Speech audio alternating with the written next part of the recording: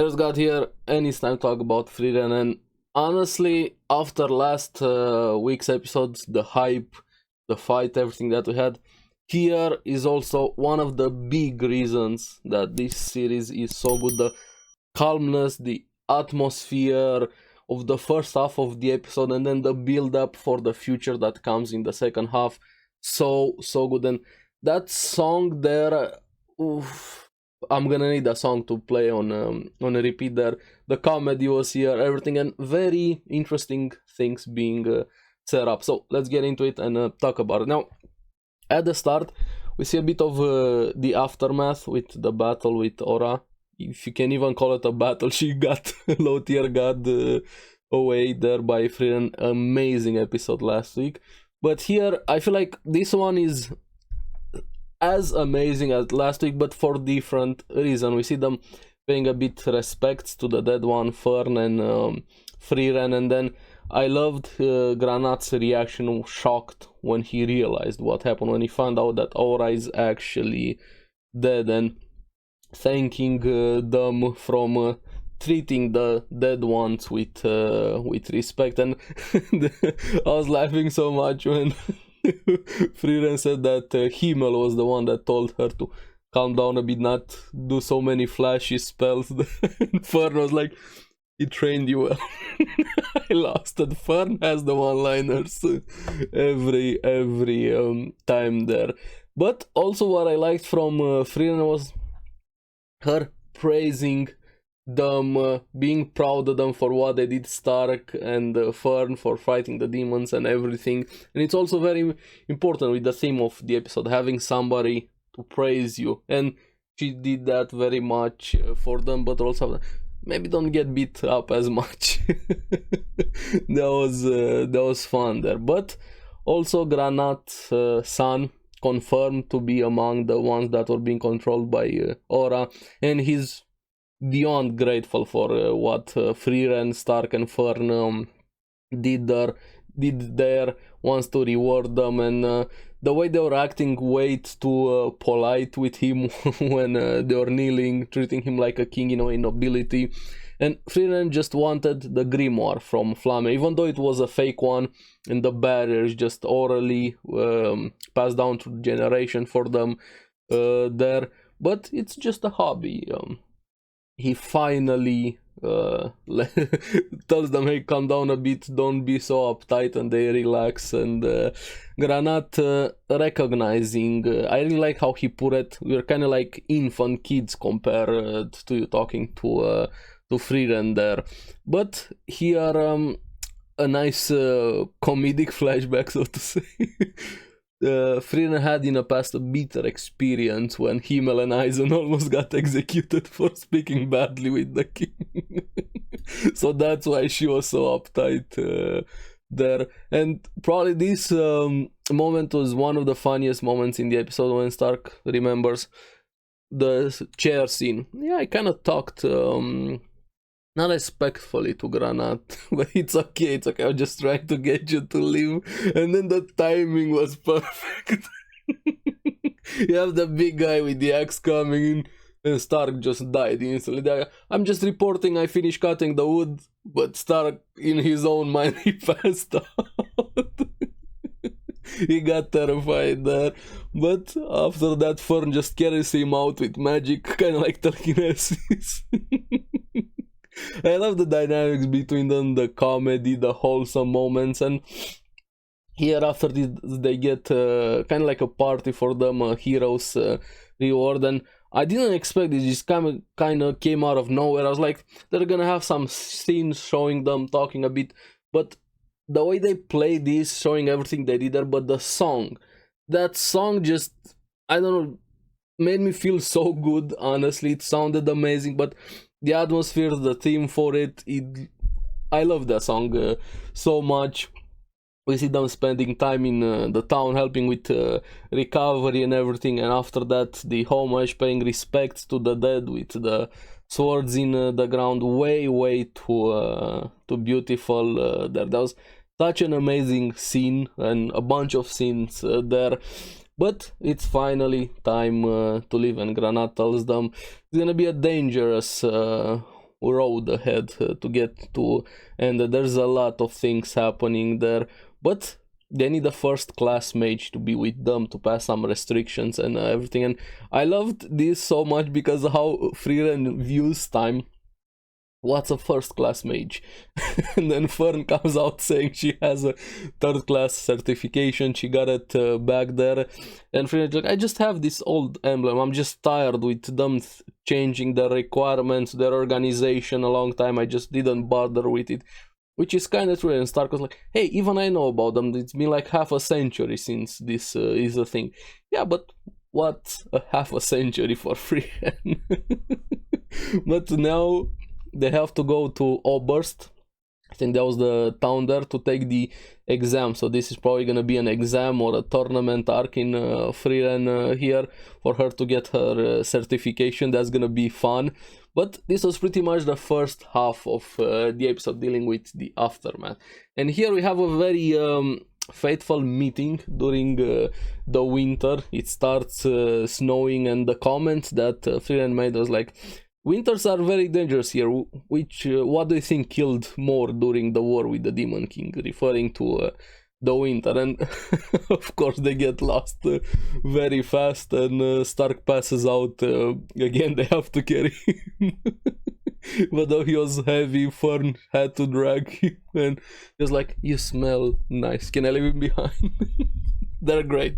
Fern and Stark are awesome. The comedic timings, they're there, the wholesomeness, perfect. But thanks to some still up-to-date information, it was maintained. They find a shelter thanks to Frieren, but somebody is inside, and you see this buff elf guy finally meet a new elf training, trying to stay warm, doing some squats, and Fern is just like, nope, we're not staying here. There's a pervert. Denied instantly. But here we get to meet Kraft, the monk, and I have some suspicions about this guy. They go inside. We have Stark hallucinating some jumbo berry, and he wakes up. He spent the night with Kraft. He wakes up, and Kraft is just with his arm under Stark. With super confused. Poor Stark. Hey, what happens during winter stays there, right? I'm joking. But after that, I really like the comment that Stark made looking at Kraft's body. Hey, you have a very nice body, but not in a sexual way, and things like that. Even Fern commented, no, he was looking at his muscle, at his build, at his training, and everything there, which kind of poses a lot of big question, because he's a monk and he has that body. What kind of a monk that is that jacked, so to say? So this guy's past is very, very interesting, just to go from here and even more after that, because they're gonna have to spend some time here. The winter is gonna be long. They have to get some supplies, and even Frieren doesn't know about him. And that was the question that, hey, if Frieren doesn't know about him and he doesn't know about her, which one is the older one? Are they so far off? Did they live in different sides of the planet, continent, whatever, considering how old all of them are? But then we have some nice scene transitions there when Kraft wanted to know more about Frieren, since they're both elves, and Stark training with Kraft, doing push-ups with Kraft standing on him. So overall they spent there like 6 months during winter. They had to do that. But here we see a bit more with Kraft. They all got attached to each other, but it felt like I was watching, I don't know, like 3 or 4 episodes. The pacing was so good in this episode. That's why last few episodes have been more action focused, but here it feels like I'm watching like pure fantasy. It reminds me a bit of how Mushoku Tensei set up the world, especially in season 1. But here also I get the same feeling of magic, of getting lost into a story, into a world, into the characters. Feels so great having that feeling without realizing I just watched a single episode, but for me it feels longer but better if you get what I'm trying to say. He makes a small sculpture for Frieren, and they start talking a bit about the goddess of creation, with him believing in her, but Frieren doesn't. And I don't know, is it real? Is it heaven also real? Them talking about this, and Kraft saying he believes in her because he needs her to exist. He wants to get some praise from her because he lost everybody that he knew. And here I'm like, how old is this guy? Is he older than Frieren? Is Frieren older than him? And the way he put it into words even more, it's too cruel to not be remembered by anyone. And all of us have that desire, even Frieren put it like that, to be praised, to be acknowledged, to be remembered by somebody. But if you put it into the context of longer lives, like an elf, that hits way harder than just a normal human life there. And we get a bit of a flashback with Heiter. He founded an orphanage to build, and he was also an orphan, and he kind of had that same thing with praising, getting some praises from the goddess, from living a proper life. You know, the Frieren's like, you corrupt priest, you're drinking. Every single time. I think there was a scene between Frieren and Heiter when she then called him a corrupt priest. But also, Kraft asks her, do you have someone to praise you? I will do it for you. But she said she doesn't have anything praise worthy. Kraft, Heiter, my bad, not Kraft. Still in the flashback. But what I really liked here was when Heiter said it. Yes, but what about your mana suppression? This is something that takes a lifetime. So he realized that.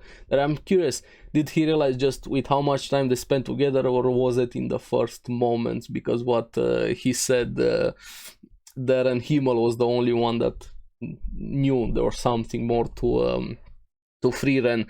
But in the present, she passes on Kraft's offer to share their story and get praised, saying somebody else praised me, but he's already dead. Gonna see him in heaven. And here is where they decide to split, go different ways, and him saying, we're gonna meet again in a few centuries. But I'm really curious about this new character, honestly. Is it possible he's older than Frieren? I'm more and more excited with this story, the world, the characters. It feels like we're just scratching the surface right now with everything that is here, and we've just been in what episode is this one? 11, right? Or depending how you count the first 4. But yeah, in 11 episodes it feels like such an amazing story, world, characters, and I'm having a lot of fun. The emotion is here, everything, the pacing, and yeah, I'm really curious what you guys think about this episode, but also with Frieren in general, and I'm very excited about the exam. So let me know in the comments below. As always, thank you very much for watching. Remember to like and subscribe, helps me quite a lot, and you guys get the latest videos on the series that I follow. So keep enjoying Frieren, make sure to check out the podcast. Bye bye.